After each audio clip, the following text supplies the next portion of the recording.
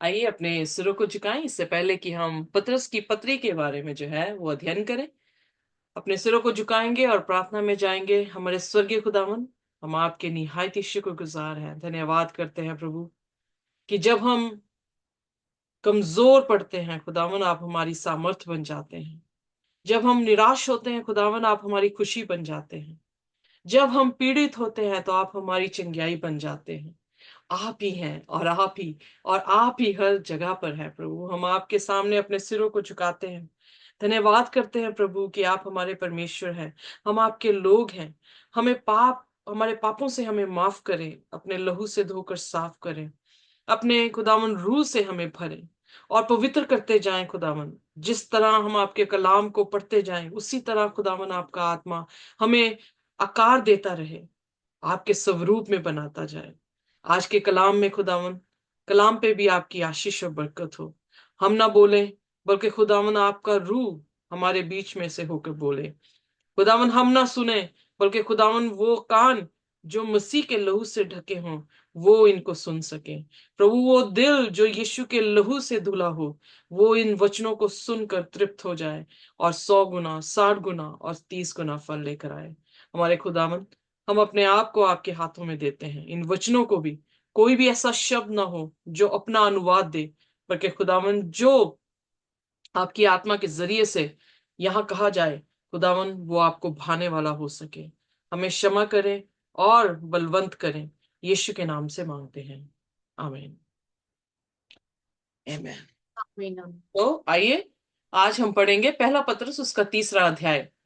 थोड़ा सा background outline देना चाहती हूँ कि पत्रस की पत्री जो है वो पत्रस के जरिए से लिखी गई है और ये माइनर एशिया यानी जो मॉडर्न टर्की है उनमें कुछ ऐसे कलीसियाएं हैं जिनको ये लिखी गई है। ये पत्री अन्य जातियों को लिखी गई है। उस समय रोमी हुकूमतों का राज था और रोमी हुकूमत जो थे वो काफी परसिक्यूट कर रहे थे उसकी कलीसियाओं को।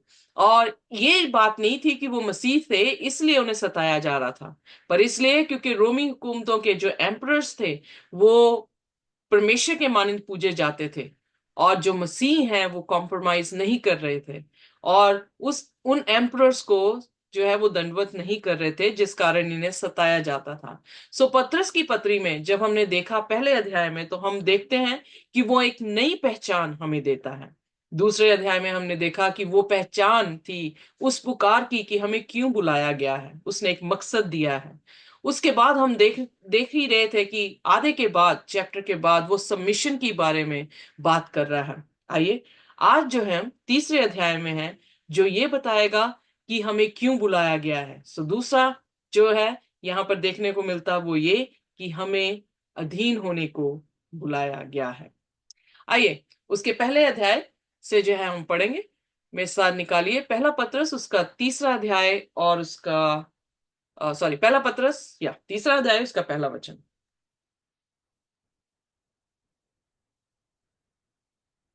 हे पत्नियों, तुम भी अपने पति के अधीन रहो, इसलिए कि यदि इनमें से कोई ऐसा हो जो वचन को न मानता हो, तो भी तुम्हारे भय सहित पवित्र चाल चलन को देखकर बिना वचन के अपनी अपनी पत्नी के चाल चलन के द्वारा खींच जाए। ओके यहाँ पर पहले वचन में जो है, क्योंकि ऑलरेडी वो सबमिशन के बारे में दूसरे अध्याय में बात कर रहा है और उसमें जो है किस तरह से एक मसीही को अपने आप को अधीन करने की जरूरत है। अधीन का मतलब ये नहीं कि वो पाँव की जूती बन जाए, उसका अर्थ जो है वो बार बार देखने को ये मिल रहा है कि वो अधीन का अर्थ जैसे औरत अपने आदमी के अधीन हो। औरत इसका मतलब ये नहीं कि उसके पाँव की जूती बन गई है, बल्कि इसलिए यहाँ पे ये बताया गया है कि हमें एक दूसरे को कैसे रेवरेंस देनी है। इस अध्याय में आप हस्बैंड्स और वाइफ्स को दोनों को हिदायत यही दी गई है कि एक दूसरे के क्या करो, अधीन हो जाओ। एक दूसरे को इज्जत दो, उसको तहजीम दो और कुछ भी ऐसा शब्द ना बोलो जिससे जो है उनको ठेस लगे। एक और चीज आप ध्यान में रखेंगे जब इस चैप्टर को पढ़ेंगे, क्योंकि यहाँ पे अन्य जाति की कलीसिया है जिसको खत लिखा जा रहा है। अन्य जातियों में कईयों ने, आदमियों ने प्रभु यीशु मसीह को अपनाया है, पर कई जगहों पर औरतों ने यीशु मसीह को ग्रहण किया है, पर रेस्ट ऑफ द फैमिली जो है वो क्या है, वो अन्य जाति हैं। सो इसलिए उस चीज को ध्यान में रखते हुए हम इसको पढ़ेंगे कि परमेश्वर का आत्मा उन लोगों को जिन तक यीशु का सुसमाचार पहुंचा, जिन्होंने स्वीकार किया है अपने अपने घरों में से, शायद वो औरत होगी या आदमी होगा, उनको हिदायत देते हुए ये खत लिख रहा है। सो इसलिए कह रहा है, वाइफ्स, पत्नियों, इन द सेम वे, जैसे यीशु मसीह अधीन हुआ, जैसे उसने सफर किया, क्योंकि हम पहले पत्रस उसके दूसरे अध्याय उसकी पिछली आयतों को देखेंगे। आइए मेरे साथ पढ़ दें उसकी 24 आयत, 24 और 25 आयत, ताकि आपको पता लगे कि सेम वे किसको कहा गया है। 2 की 24 और 25 ना। जी जी।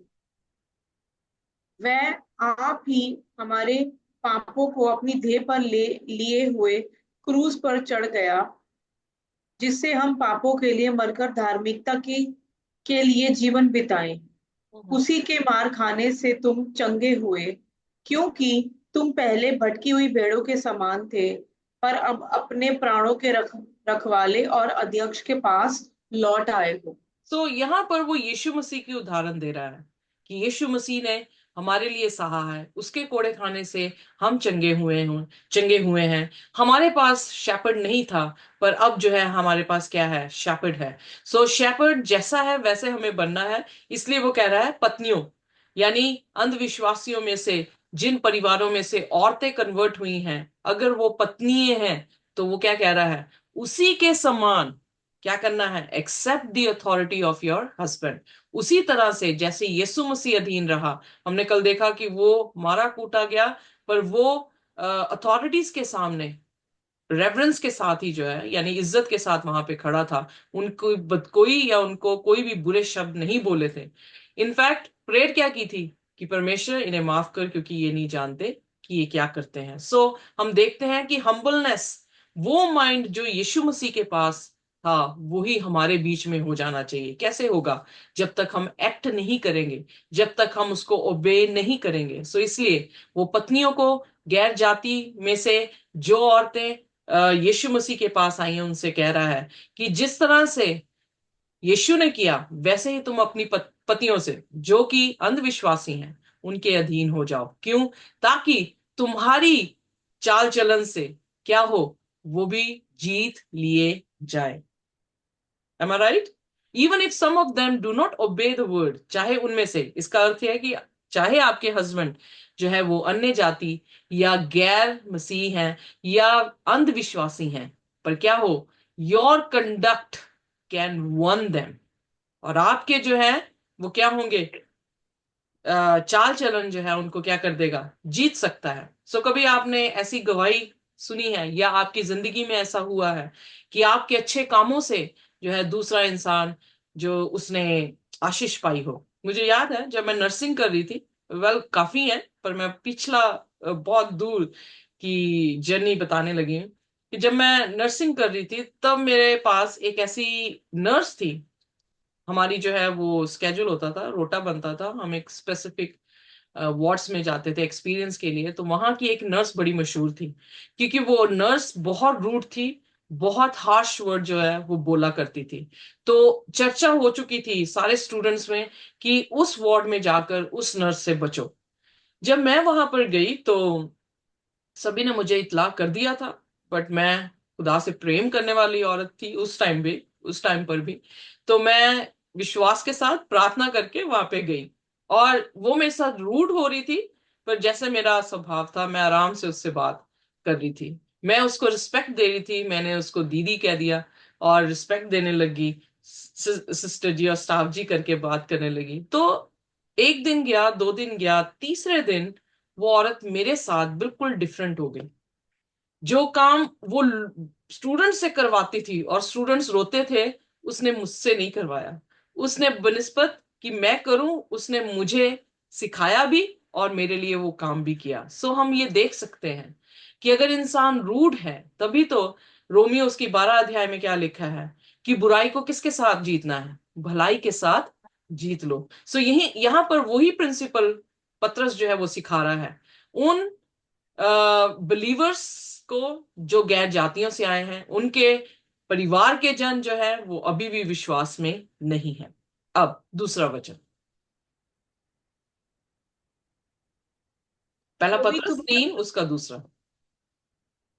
जी तो भी तुम्हारे भय सहित पवित्र चाल चलन को देखकर बिना वचन के अपनी अपनी पत्नी के चाल चलन के द्वारा खिंच जाए।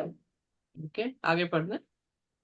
तुम्हारा श्रृंगार दिखावटी ना हो, अर्थात बाल गूंथना और सोने के गहने या भांति भांति के कपड़े पहनना, वरन तुम्हारा छिपा हुआ और गुप्त मनुष्यत्व नम्रता और मन की दीनता की अविनाशी सजावट से सुसज्जित रहे। ओके, सो यहाँ पर फिर कॉन्ट्रास्ट दे रहा है दो क्लासेस का। एक वो क्लास जो आउटवर्डली अपने आप को तैयार कर रही है, दूसरी वो क्लास जो इनर सेल्फ को तैयार कर रही है। Are you getting me? So कितना साफ है, मैंने येलो येलो रंग से उसे दिया है, कंट्रास्ट आपको दिखना चाहिए। उसने क्या कहा, when they see the purity and reverence of your lives. So जब हम अपने जिंदगी में प्योरिटी लेकर आते हैं, यानी साफ सफाई लेकर आते हैं, इज्जत के शब्द लेकर आते हैं, हम प्यार के बोल लोगों को देते हैं, तो हम किसी भी इंसान को खींच सकते हैं मसीह के बीच में। क्योंकि हम खुद ही सरमन हैं, हमें सरमन करने की जरूरत नहीं पड़ती है कि हमें बोल के बताना पड़े कि हम क्रिश्चियन हैं। जब भी मैं काम पे होती हूँ तो काफी लोगों ने मुझे ये कहा, are you Christian? Well, like मेरा नाम ऐसा है, ऋतु गिल। गिल से पता लगता है कि मैं पंजाबी हूँ। गिल से पता लगता है कि दे बिलीव, एक रंग भी खुदा ने थोड़ा सा साफ दे दिया, तो वो ये सोचते हैं ये सरदारनी होगी। पर जब वो मेरे काम देखते हैं उनके प्रति, तो उनका क्वेश्चन ये नहीं होता आर यू सिख, वो मुझसे ये पूछते हैं आर यू क्रिश्चियन। मैं कोई भी क्रॉस नहीं डालती हूँ। और जब वो मुझसे ये प्रश्न पूछते हैं, तो मैं उनसे ये प्रश्न पूछती हूँ कि ऐसा क्यों पूछा आपने, ऐसा क्यों समझ रहे हैं? कह रहे हैं कि द वे यू वर्क, जैसे तू काम करती है, तेरे कामों से ऐसा लगता है कि you are very dedicated, you are very kind, you are very loving. So मुझे शुक्र करती हूँ खुदा का कि एटलीस्ट ये गॉस्पल तो उन तक पहुंचा हुआ है कि मसीह जो है वो कैसे हैं, काइंड है, वेरी स्वीट है, और क्या है, बहुत अच्छे लोग हैं। सो इसलिए बाइबल में लिखा कि दो तरह की औरतें हैं। एक औरत जो अपने आप को किससे सजा रही है, आउटवर्डली, जिसमें वो अपने गहने डाल रही है, जिसमें अपने गूंद रही है अपने बालों को। सो उस समय के लोग जो थे, वो जहां पर ये खत जा रहे हैं, वो लोग जो थे अपने आप को ऐसे ही सजाया करते थे, जो नॉन क्रिश्चियंस होती थी। सो आज भी हमारे टाइम में ऐसे ही है, जितने हिंदू या सिख हम रिलीजन में जाएं, तो जब वो ब्राइड बनाते हैं तो कैसे सजाया होता है उन्हें, पूरा गहने से जो है उन्हें ढांपा होता है उन्होंने। सो एग्जैक्टली वही चीज है यहाँ पर। सो एक है जो आउटवर्डली अपने आप को तैयार कर रही है अपने ग्रूम के लिए, पर दूसरी कौन सी है, दूसरी जो है वो इनर सेल्फ को तैयार कर रही है, किसके साथ? अब यहां पर जो है वो जेंटलनेस के साथ, क्वाइट स्पिरिट के साथ, जो कि खुदा की नजरों में बहुत ही बहुमूल्य है, उसके साथ अपने आप को सजा रही है। सो रेवलेशन में भी हमने यही देखा, जो प्योर चर्च है उसने कोई गहना नहीं डाला है, वो सिर्फ यीशु को ओढ़े है, और वो सफेद है, यानी उसकी उसकी जो ओढ़नी है वो बिल्कुल पाक है, खुदा की नजरों में वो क्या है, पाक है। पर दूसरी कलीसिया को जब हम रेवलेशन उसके प्रकाशित वाक्य उसके 17 अध्याय में हम देखते हैं, तो वो कैसे है, वो बैंजनी कपड़े, कलरफुल कपड़े डाले, गहनों से लदी है, उसका कटोरा भी जो है वो सोने का है। वो क्या है, किसके, पानी के ऊपर है, वेल बीस्ट के ऊपर जो है वो सवार है। सो कहने का अर्थ यह है कि खुदा ऊपरली तौर से नहीं चाहता कि हम अच्छे हो जाएं, चर्च जा रहे हैं, बहुत अच्छी टाई लगाई है, पेंट कोट डाल के जो हम जा रहे हैं, वेल रिप्रेजेंटेशन जरूरी है, बट कईयों का दिल ही उसी पे होता है, यीशु के बीच में नहीं होता। आप देखेंगे बहुत सारे लोग क्रिसमस में जाते हैं, क्यों जाते हैं? कपड़े दिखाने जाते हैं। क्यों जाते हैं? लड़कियां पटाने जाते हैं। क्यों जाते हैं? सो इंटेंशंस क्या है? इनर सेल्फ को बनाने की, कि आउटवर्ड प्रेजेंटेशन देने की? सो यहां पर जी वो एक औरत को दर्शा रहा है। स्पिरिचुअली हम चर्च को देख रहे हैं, दो तरह का चर्च है। एक औरत, एक वाइफ को हम देख रहे हैं, लिटरली भी, जो हस्बैंड के लिए तैयार होती है, पर हस्बैंड को ऊपरली शक्ल से बेहतर कौन सी शक्ल, दिल की शक्ल जो है वो ज्यादा भाती है। सो आइए देखिए अब 5वां वचन। पांचवा वचन। जी, पहला पतरस 3 उसकी 5। पूर्व काल में पवित्र स्त्रियां भी जो परमेश्वर पर आशा रखती थी अपने आप को इसी रीति से संवारती और अपने अपने पति के अधीन रहती थी। अब वो जो है एग्जाम्पल किसकी दे रहा है? हम किसकी एग्जाम्पल लेते हैं हमेशा? बाइबल की। वो भी किसकी दे रहा है? वो टोरा की जो है एग्जाम्पल दे रहा है। ओल्ड टेस्टामेंट की जो है वो एग्जाम्पल दे रहा है कि देखो, पुराने युग में क्या था। औरतें जो मसीह पर विश्वास रखती थी वो अपने आप को कैसे सजाती थी? अधीन होकर। यानी उनके शब्दों में कोई भी हार्श वर्ड नहीं था। उनके शब्दों में क्या था? आदर था, सम्मान था, और एक्सेप्टेंस थी कि जो रैंक, चेन ऑफ कमांड में जो रैंक उसके ऊपर है, उसकी वो क्या कर सके? तहजीब कर सके। इसी तरह से उसने फिर नाम दिया, एक स्पेसिफिक एक औरत का नाम दिया जिसमें दोनों चीजें उसने दिखाई हैं। आइए देखिए 6वें वचन में। जी। जैसा सारा अब्राहम की आज्ञा में रहती और उसे स्वामी कहती थी ओके, इसी यहाँ पर प्रकार। 2 मिनट सिस्टर जी, 2 मिनट। पहली चीज वो ओबीडियंट वाइफ थी। दूसरी चीज रिस्पेक्ट देती थी। दोनों चीजें जिसके बारे में वो जिक्र कर रहा है कि हम विश्वास में अगर आगे हैं तो हमारे कर्मों से पता लगेगा कि हमारा विश्वास क्या है। हमारे काम से कैसे पता लगेगा? जब हमारी जुबान से जो है वो आदर की बात जो है वो निकले, जो हमसे कहा गया हो उस चीज को हम करें। इसका मतलब ये नहीं कि हम गुलाम बन गए हैं, पर इसका अर्थ आगे जाके और इसके बारे में जो है वो विस्तार से बताएगा पीटर। पर यहां पर हम देखते हैं कि आज्ञा मानना जो मसीह में उचित है, उस आज्ञा को मानने के लिए जो है यहाँ पे सारा बात कर रही है। एग्जाम्पल मैं दे रही हूँ कि ओबीडियंस जो है सारा ने कैसे दिखाई। एक बार का जिक्र है जब इजिप्ट में ये लोग गए और इब्राहिम ने कहा कि तू इन्हें मत बताना कि मैं तेरा पति हूं। तो क्या है कि मैं तेरा भाई हूं। वेल, हाफ सिस्टर तो थी इन रियलिटी, पर अब रिलेशनशिप हाफ सिस्टर का नहीं था। अब रिलेशनशिप किसका था? अब रिलेशनशिप उसका था कि वो क्या कहे कि ये मेरा पति है। बट उसने ये कहने को कहा, और सारा ने भी जो है वो वैसे ही कह दिया जैसे उसने कहा था। इनोसेंसी को देखने को यहाँ पे मिलता है कि she was so innocent. Pastor है घर का, और उसने सोचा कि पास्टर जो मेरा घर का है उसको मैं ओबे करूं। शी ओबेड, और उसको क्या बुलाती थी? लॉर्ड। वहां पर फिर खुदा ने इंटरवीन किया। जो गलती सारा ने की, खुदा ने इंटरवीन किया वहां पर एक ड्रीम के माध्यम से, कि राजा को स्वप्न दिया और उससे कहा कि सारा को मत छूना क्योंकि ये इब्राहिम की क्या है? पत्नी है। यू नो यहां से हमें दिखता है कि ओबीडियंस तो करनी चाहिए, पर क्या मसीह में वो बात है जिसकी ओबीडियंस हम कर रहे हैं? तो अदरवाइज क्या होगा? खुदा इनको इंटरवीन करना पड़ेगा कि व्हाट दे आर सेइंग, जो ये कह रहे हैं वो राइट नहीं है। वेल, खुदा का शुक्र है कि उसने फिर दोनों को जो है वहां से जाने दिया। डर गया और खुदा के खौफ से उन्हें जो है छोड़ दिया उसने। आगे पढ़े। कह रहा सारा ने ओबे किया अब्राहम को और कॉल्ड हिम लॉर्ड। वैसे ही इसी प्रकार तुम भी यदि भलाई करो और किसी प्रकार के भय से भयभीत ना हो तो उसकी बेटियां ठहरोगी। हम भी उसकी बेटियां कैसे ठहरते हैं? जब हम भले काम करते हैं। हमें किसी भी भले काम, जो भला इंसान कर रहा है, क्या उसे कभी डर होगा किसी चीज का? नहीं। अगर बाई चांस मैंने आज कुछ बोला है, शायद झूठ बोल दिया, कुछ अरसे के बाद आप फिर वही वाक्य के बारे में पूछेंगे तो मैं डरूंगी कि मैंने क्या बोला था आपको। एम आई जी। राइट? पर अगर मैंने राइट। सच बोला है, आप चाहे 10 साल के बाद में मुझे पूछ लेंगे, मुझे डर नहीं होगा, क्योंकि मेरी स्टोरी एक ही है। या। इसलिए कह रहा कि जब भले काम करोगी उसके जैसी, उसकी बेटी की जैसी, तो तुम्हें काहे का डर? अगर क्रिश्चियन बन गए हो, नॉन क्रिश्चियन फैमिली में हो, अगर उसकी बेटी हो, सारा के जैसे काम कर रही हो, अगर फिर भी उसको रिस्पेक्ट दे रही हो, फिर भी जो है उसके ओबे कर रही हो, तो फिर क्या डर? हस्बैंड क्या कर लेगा? यू नो उसके अच्छे कामों को देख के वो बदल जाएगा। हस्बैंड को भी अब इसी तरह से हिदायत दी है 7वें वचन में। पढ़ दे मेरे साथ। जी।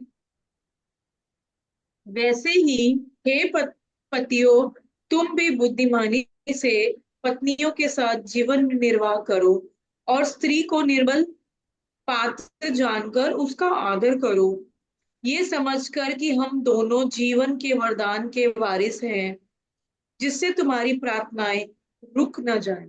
यहां पर वो कह रहा उसी तरह से, जिस तरह से मैंने औरतों को कहा है, वैसे ही हे पतियों तुम भी बुद्धिमान बनो। Are you getting me? कुछ डिफरेंट नहीं बता रहा कि आदमियों को डिफरेंट कहा है, औरतों को डिफरेंट।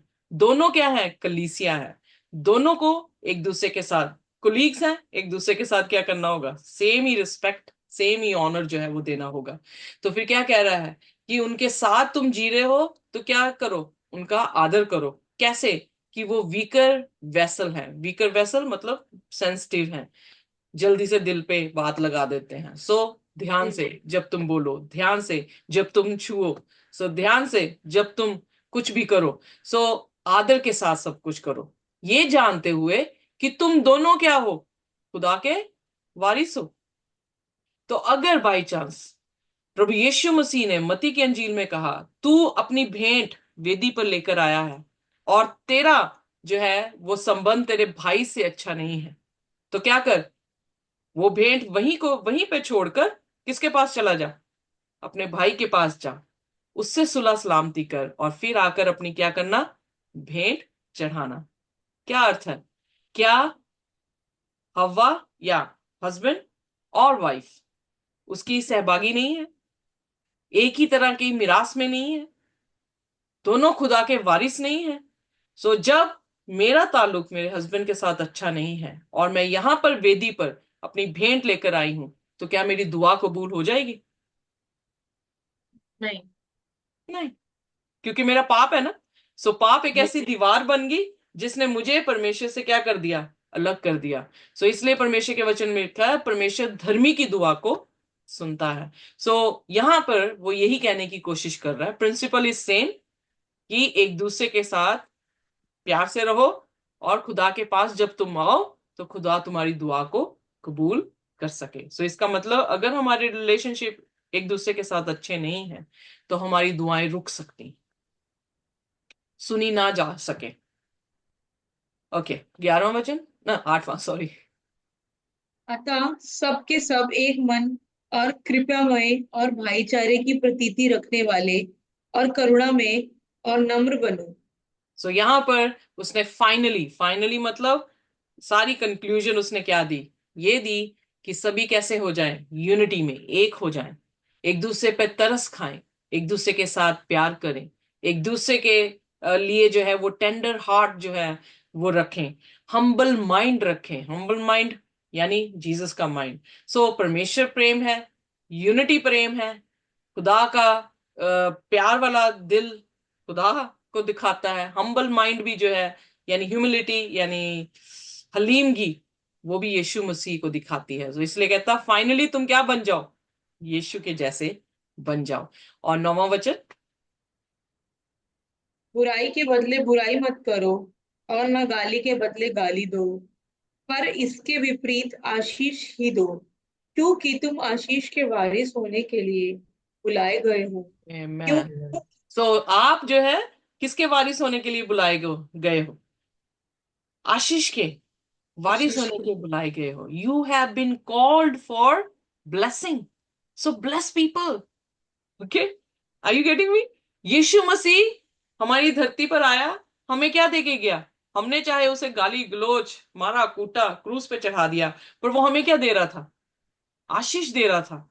सो अगर हम उसके साथ उसके बेटे और बेटियां बन गए हैं तो हम किसके लिए बुलाए गए हैं? आशीष देने के लिए बुलाए गए हैं। सो इसलिए हमें क्या करनी है? आशीष देनी है। 10वां वचन। क्योंकि जो कोई जीवन की इच्छा रखता है और अच्छे दिन देखना चाहता है, वे अपनी जीभ को बुराई से और अपने होठों को छल की बातें करने से रोके रहे। ओके, सो परमेश्वर यहां पर जो है करेक्टर के बारे में बात कर रहा है। ब्यूटीफुल करेक्टर हो जो भी कलीसिया का करेक्टर खुदा के वचन में दिया गया है। मैं एक आयत पढ़ने वाली हूँ आपके सामने। प्रकाशित वाक्य उसका 14 उसका 5। वो 1,44,000 लोग जिनके मुंह में कोई भी छल नहीं था, और परमेश्वर के तख्त के सामने उनमें कोई भी दोष नहीं लगाया गया, यानी उनकी जुबान में कोई भी झूठ नहीं था। इसलिए वो क्या कह रहा है? Keep your tongues from evil. So ऐसा कोई भी शब्द ना निकालो जो क्या हो, बुराई का हो, झूठ का हो, चालाकी का हो। क्योंकि क्या है, जुबान जो अंदर से आ रहा है वही हमको क्या करेगा, अशुद्ध कर देता है। ओके, 11वां वचन। ओके। वह बुराई का साथ छोड़ो और भलाई ही करो। वह मेल मिलाप को ढूंढे और उसके यत्न में रहे। 12वीं आयत। क्योंकि प्रभु की आंखें धर्मियों पर लगी रहती हैं और उसके कान उनकी दुहाई की ओर लगे रहते हैं, आमेन। परंतु प्रभु बुराई करने वालों के विमुख रहता है। आमेन। सो यहाँ पर क्या है, फिर कॉन्ट्रास्ट उसने दे दिया है।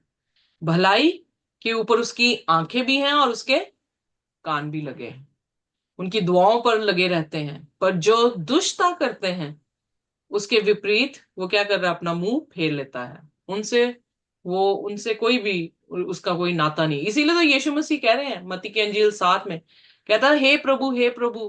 कहने वाले तो बहुत हैं, पर वही स्वर्ग की बादशाहत में जाएंगे जो मेरे पिता की मर्जी को पूरा करते हैं। वो कहेंगे, क्या हमने तेरे नाम से ये नहीं किया, वो नहीं किया? लेट मी से, क्या तुम्हारे नाम से भविष्यवाणी नहीं की? क्या तुम्हारे नाम से दुष्ट आत्माएं नहीं निकाले? क्या हमने अचंभे काम नहीं किए? तो यीशु ने क्या कहा, मैं उनसे कह दूंगा, मैं तुम्हें जानता ही नहीं हूं। सो जो बुराई करे खुदा उसको जानता ही नहीं है। 13वां वचन। यदि तुम भलाई करने के लिए उत्तेजित रहो तो तुम्हारी बुराई करने वाला फिर कौन है। ओके, कौन है जो आपकी बुराई कर सकता है? यीशु मसीह को ढूंढते फिर रहे थे, दानियल में भी ढूंढते फिर रहे थे कि क्या करें, इस पे किस तरह से दोष लगाया जा सके। उनके पास कोई भी ऐसा कारण ही नहीं बन रहा था जिससे वो दोष लगाते। तो आखिरकार क्या किया उन्होंने? क्या, जो इसका विश्वास है उसके ऊपर अटैक करेंगे। पकड़ा गया दानियल, शेरों की मान में फेंक दिया गया। पर खुदा क्या हुआ, खुदा वहां पर भी आ गया। क्यों? क्योंकि भलाई के साथ उसकी आंखें लगी हैं, उसके कान लगे हुए हैं। वो कैसे दूर हो सकता है? तो जहां यीशु मसीह हो गया वहां पर हमारा दुश्मन कहां पर रहा? इसीलिए जो भलाई कर रहा है किसी भी तरह से कोई हार्म ही नहीं कर पाता उसे, ढूंढ ही नहीं पा रहे हैं कि उसका पाप क्या है। इसलिए सभी की जुबानें अलग थी जब यीशु मसीह का ट्रायल हुआ। कोई राजा कह रहा था, कोई कुछ कह रहा था उसको, कोई कुछ तौमत उसके ऊपर लगा रहा था, पर उनके पास स्पेसिफिक कोई भी दोष नहीं था। इसलिए जो जज थे वो बार बार कह रहे थे, हमें इसमें कोई दोष नहीं मिलता, हमें इसमें कोई दोष नहीं मिलता। कहने का अर्थ है कि who will stand against you when God is with you? कौन आपके विरोध में खड़ा रह सकता है अगर परमेश्वर ही आपके साथ में खड़ा हो गया? हाँ, मार भी देंगे तो अय्यूब क्या कह रहा है, तू आवाज देगा और मैं तुझे क्या करूंगा, उत्तर दूंगा। That's the power, that's the good God we have. And that's why, इसीलिए हमें यीशु मसीह जैसा गुड बनने की जरूरत है, ताकि कोई भी दोष लगा ना सके। 14वां वचन। यदि यदि तुम धर्म के कारण दुख भी उठाओ तो धन्य हो। पर आमेन। यहां पर उसने क्या कहा, अगर अच्छे काम करके तुम्हें दुख उठाना पड़े तो क्या है, धन्य हो, यू आर हाईली फेवर्ड। इसीलिए क्या है, persecute, blessed are those who are persecute, persecuted for the Lord's और फॉर गॉड्स सेक। खुदा के लिए अगर कोई परसिक्यूट हो रहा है तो वो क्या है, धन्य है। सेम प्रिंसिपल पतरस भी कह रहा है कि जो अच्छे भले काम करते हुए तुम कुछ सहते हो तो तुम क्या कहलाते हो, धन्य कहलाते हो। ओके, 15वीं आयत। लोगों के डराने से मत डरो और न घबराओ, पर मसीह को प्रभु जानकर अपने अपने मन में पवित्र समझो। जो कोई तुमसे तुम्हारी आशा के विषय में कुछ पूछे उसे उत्तर देने के लिए सर्वदा तैयार रहो, और पर नम्रता और भय के साथ। ओके, यहाँ पर परमेश्वर का वचन क्या कह रहा है कि हमें पहली बात रेडी रहना है। अगर कोई आपके विश्वास के बारे में आपसे पूछे तो आप क्या करें, जवाब दे सके। पर प्रभु यीशु मसीह में अपने आप को क्या करते रहना है, साफ करते रहना है। इसीलिए मैंने कहा कि होली प्लेस में जो 12 रोटियां हैं वो यीशु के वचन को दिखाती हैं। जो 7 दीवट हैं वो परमेश्वर प्रभु यीशु मसीह को दिखाते हैं और विटनेसिंग की पावर को दिखाते हैं। जो ऑल्टर ऑफ इंसेंस था वो प्रार्थना को दिखाता है। कोई भी क्रिश्चियन जो खुदा के कलाम को पढ़ता है और समझता है और खुदा से दुआएं करता है और तीसरी चीज खुदा की मुनादी करता है, वो क्या हो रहा है? ऑटोमेटिकली सेंटिफाई हो रहा है। जैसे जैसे वो सिखा रहा है वैसे वैसे ही वो खुद क्या हो रहा है? पाक होता जा रहा है। और जब हम ये करते हैं, अगर हमें अपने डिफेंस में कोई आंसर भी देना है तो कैसे करेंगे आंसर? जब तक कि हम वही 3 चीजें, बाइबल नहीं पढ़ेंगे, प्रार्थना नहीं करेंगे, विटनेसिंग नहीं करेंगे, हमें जवाब भी जो है वो नहीं आ सकेगा। इसलिए खुदा की बुलाहट हमें इसीलिए हुई है कि हम क्या हों? सेंटिफाई हों, हम शुद्ध हो जाएं, मसीह के स्वरूप में हो जाएं और हलीमगी के साथ। इसलिए उसने कहा येट, करना तो है but do it with gentleness. अब जेंटलनेस किसका वरदान है? आत्मा का वरदान है, आत्मा का फल है। एंड रेवरेंस, इज्जत के साथ। कि ओके, आगे पढ़ते हैं हिंदी में। और विवेक भी शुद्ध रखो, इसलिए कि जिन बातों के विषय में तुम्हारी बदनामी होती है उनके विषय में वे जो मसीह में तुम्हारे अच्छे चाल चलन का अपमान करते हैं लज्जित हो। यहां पर जो बदनामी, क्या वो क्या कह रहे थे? ये मसीह पौलुस को पकड़ के कह रहे थे कि इसने आके क्या कर दिया है? गड़बड़ी कर दी है, ये अपना प्रचार कर रहा है। जब हमने इफिसस की कलीसिया को देखा तो वहां पे देख रहे थे कि गिल्ड्स थे, वो अपनी मूर्तियां बना रहे थे डायना की। और वहां पर क्या 19 अध्याय में प्रेरितों के काम में देखने को ये मिला कि वो आरोप लगा रहे हैं किस पर? पौलुस पर। वो कहता है कि तुम्हारे अच्छे चाल चलन से वो क्या हो? शर्मिंदा हो जाए, उनको कोई वजूद ही ना मिले कि किस पे तुम्हें क्या कर दे, वो तुम पे तोहमत लगा सके। अपनी बहुत साफ मन के साथ काम करे ताकि दूसरे लोग क्या हो जाए? लज्जित हो जाएं। अब 17वां वचन। क्योंकि यदि परमेश्वर की यही इच्छा हो कि तुम भलाई करने के कारण दुख उठाओ, तो ये बुराई करने के कारण दुख उठाने से उत्तम है। What is better? फिर 2 क्लासेस उसने बताई। जो गुड है वो भी दुख उठाएंगे, जो बैड है वो भी दुख उठाएंगे, पर बेटर कौन है? जो गुड होकर दुख उठा रहा है। दुख जैसे उठाए। 2 घर थे, एक चट्टान पर था, एक के पे था भालू पर था। दोनों पे बारिश पड़ी, दोनों के ऊपर तूफान उठे, पर खड़ा कौन रहा? जिसने चट्टान। चट्टान पे घर बनाया था। और गिर कौन सा गया? जिसने भालू पर घर बनाया था। सफरिंग दोनों पे आ रही है, दुष्ट पर भी और धर्मी पर भी। पर बेहतर है कि जो धर्मी होकर उसको सहे, ना कि दुष्ट होकर उस सफरिंग को ले। फॉर एग्जाम्पल, हमने प्रकाशित वाक्य जब पढ़ा था, परसिक्यूशन चर्च पे भी आई, परसिक्यूशन चर्च पे देने वाले लोगों पर भी आई, पर बेटर कौन थे? चर्च जो के। बिल चर्च चर्च। राइट। ओके, 18वां वचन। जी, इसलिए कि मसीह ने भी अर्थात अधर्मियों के लिए धर्मी धर्मी ने पापों के कारण एक बार दुख उठाया ताकि हमें परमेश्वर के पास पहुंचाए। वह शरीर के भाव से तो घात किया गया पर आत्मा के भाव से जिलाया गया। यहाँ पर जो है वो फिर गलातियों की पुस्तक में जैसे law of the letter and the law of the spirit, 2 चीजें उसने जो है वो बताई हैं। एक वो कि जो फ्लैशली हम करने की कोशिश कर रहे हैं उससे जिंदगी नहीं पा रहे, पर दूसरा वो जो आत्मा के जरिए से, खुदा की हिदायत में, खुदा की आत्मा के जरिए से जो हम अपने आप को बदलने की कोशिश कर रहे हैं, तो वो क्या है? मुकम्मिल हो रहा है। यीशु मसीह भी क्या, देह में तो मारा गया पर आत्मा ने उसे क्या कर दिया? जिला दिया।